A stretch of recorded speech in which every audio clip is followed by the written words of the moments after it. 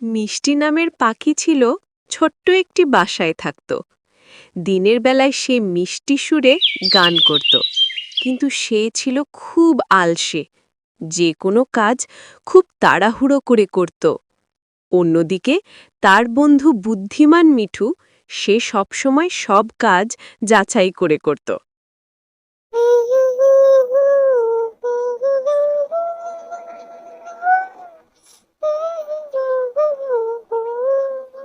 মিষ্টি, তুই এখনো রান্না করিসনি? খাবি কখন? অনেক বেলা হয়ে গেছে। এই তো একটু পরে করছি, একটু কাজ করছি। রান্না করেই খাবো। রান্না শুরুর আগে একটু সতর্ক থাকিস মিষ্টি। আমি গেলাম এখন। একদিন মিষ্টি নদীর ধারে রান্নার জন্য কাঠ খুঁজতে থাকে। হঠাৎ সে একটি ডিম দেখতে পায়। ডিমটি স্বাভাবিকের চেয়ে অনেক বড়। ডিমটি যেন সূর্যের আলোয় চকচক করছিল। মিষ্টির চোখ ডিমটার উপর পড়াতে সে খুশি হয়ে যায়। ডিমটি ঠোঁটে তোলার চেষ্টা করে এবং হাঁসফাঁস করে। ডিমটি খুব ভারী, তাই তাকে কষ্ট করে উঠতে হচ্ছে। সে ভাবে, এত সুন্দর ডিম, এটা দিয়ে আমি সবার কাছে খুব প্রশংসা পাব।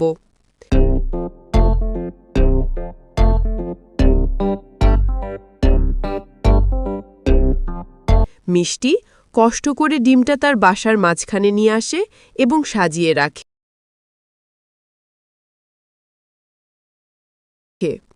একটু পরেই মিঠু আসে।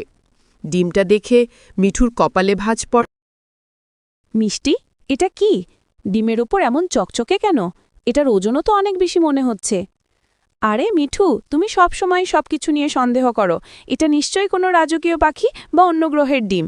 এমন সুন্দর জিনিস আমার বাসাকে কত বিখ্যাত করে দেবে সেটা বোঝো না। আমার মনে হয় এটা একবার গভীর জঙ্গলের জ্ঞানী প্যাঁচা বুধোর কাছে দেখানো উচিত। সে সব রহস্য জানে। ধুর, বুধো তো শুধু বই পড়ে। আমি নিজে দেখেছি, এটা একটা ডিম। আমি এর রহস্য আবিষ্কার করব।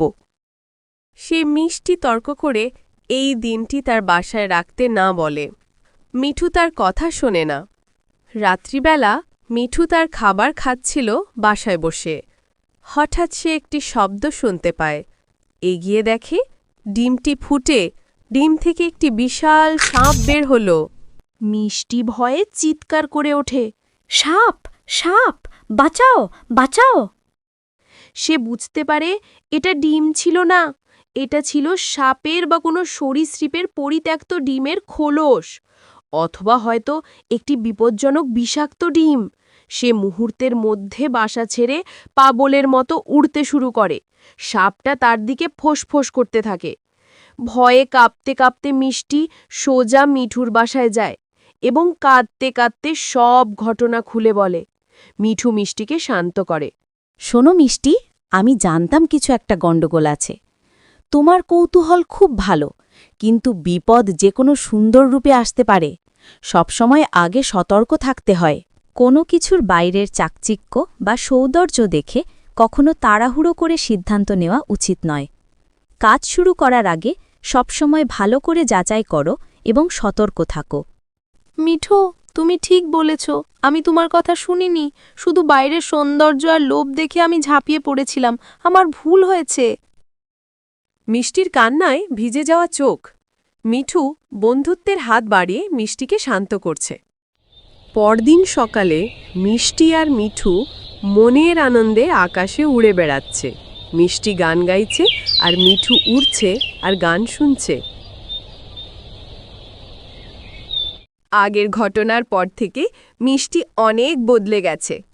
সে এখন কাজ করার আগে মিঠুর পরামর্শ নেয় এবং কোনো কিছুতে ঝাঁপিয়ে পড়ার আগে দুবার ভাবে। তবে তার একটি পুরনো দুর্বলতা রয়েই গেছে। সে খুব তাড়াতাড়ি হতাশ হয়ে পড়ে এবং কঠিন পরিশ্রম করতে ভয় পায়। একদিন জঙ্গলে ঘোষণা হল বার্ষিক শ্রেষ্ঠ কণ্ঠস্বর প্রতিযোগিতা। যে জিতবে সে পাবে সেরা সুরকার খেতাব এবং একটি ঝলমলে রংধনুর পালক।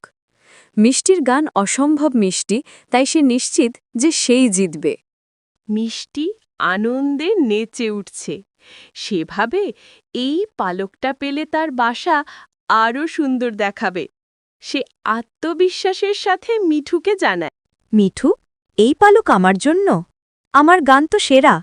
মিঠু খুশি হয়ে বলে। তোমার গান সেরা, তাতে সন্দেহ নেই, কিন্তু প্রতিযোগিতায় জেতার জন্য শুধু প্রতিভা নয়, নিয়মিত অভ্যাস আর নতুন সুর দরকার। শুধু পুরনো গান গাইলে হবে না।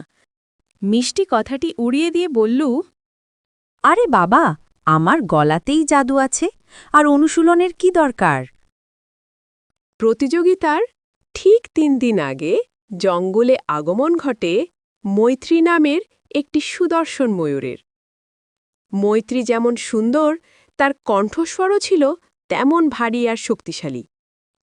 তার পরিবেশনায় ছিল নানা কঠিন সুরের কাজ এবং নতুন জটিল নোটস। মৈত্রীকে দেখে সবাই মুগ্ধ। মৈত্রীর গানের জটিলতা শুনে মিষ্টি চমকে ওঠে।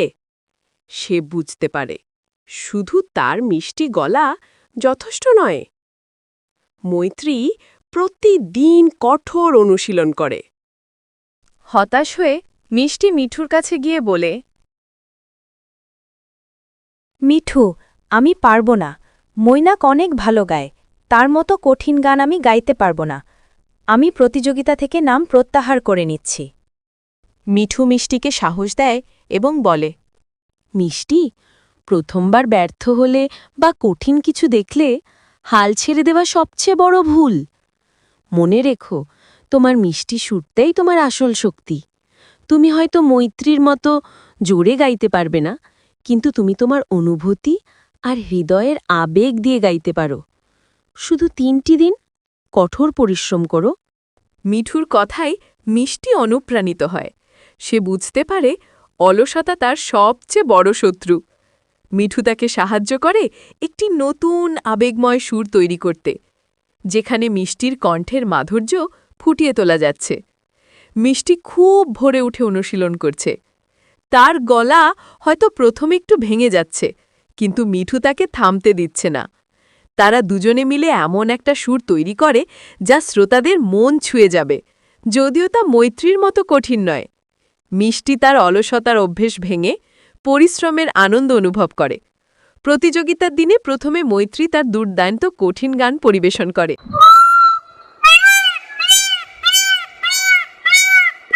শ্রোতারা মুগ্ধ হয়, কিন্তু তাদের মন যেন কোথাও একটা খুঁজ করছিল। এরপর আসে মিষ্টি। মিষ্টি তার নতুন আবেগপূর্ণ গানটি গায়। তার গানে কোনো জটিলতা ছিল না, কিন্তু সেই গানে ছিল তার অনুশোচনা, ভালোবাসা এবং নতুন পথের প্রতি অঙ্গীকারের সুর। বিচারকরা যখন ফলাফল ঘোষণা করেন, তখন দেখা যায় মৈত্রী তার নৈপুণ্যের জন্য পেয়েছে ২য় পুরস্কার, কিন্তু মিষ্টি তার হৃদয়ের ছোঁয়া দেওয়া গানের জন্য পেয়েছে সেরা সুরকার খেতাব। মিষ্টি প্রতিযোগিতা থেকে ফিরে মিঠুকে জড়িয়ে ধরে। মিঠু, তুমি ঠিক বলেছ। আমি প্রায় হাল ছেড়েই দিয়েছিলাম। শুধু প্রতিভা নয়, সঠিক পথ চলা আর কঠোর অভ্যাসই আসল জিনিস। আগে আমি ভয় পেতাম, এখন আমি সাহস করে এগিয়ে যেতে শিখেছি। শুধু প্রতিভা বা সৌন্দর্য যথেষ্ট নয়, সাফল্যের জন্য চাই নিয়মিত অভ্যাস, কঠোর পরিশ্রম এবং কঠিন পরিস্থিতিতে হাল না ছাড়ার মানসিকতা। ধৈর্য ধরলে এবং সঠিক পথে চললে সাফল্য আসবেই। হ্যালো বন্ধুরা, ভিডিওটা যদি তোমাদের একটুও ভালো লেগে থাকে তবে অবশ্যই একটি লাইক করে দাও। আর এই রকম আরও নতুন নতুন মজার কার্টুন সবার আগে দেখতে চ্যানেলটি সাবস্ক্রাইব করে ঘন্টা বেল আইকনটি বাজিয়ে দাও।